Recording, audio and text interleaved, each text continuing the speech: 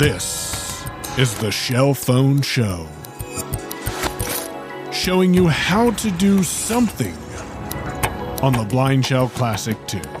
Brought to you by Payone Media, LLC.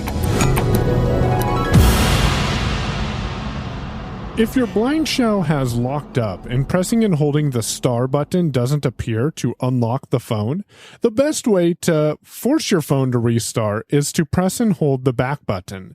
That's the slanted line directly above number 3, and you want to press and hold that for approximately 15 seconds.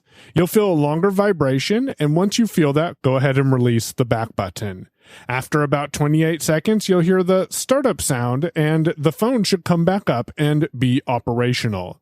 This is a good way to restart the phone if it freezes up and you need to, and not have to take out the battery.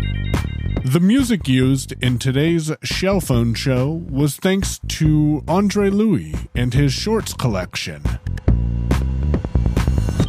If you or someone else you know is interested in the Blindshell Classic 2, be sure to stay subscribed to the Shell Phone Show on your favorite podcast platform. This is a Payone Media production.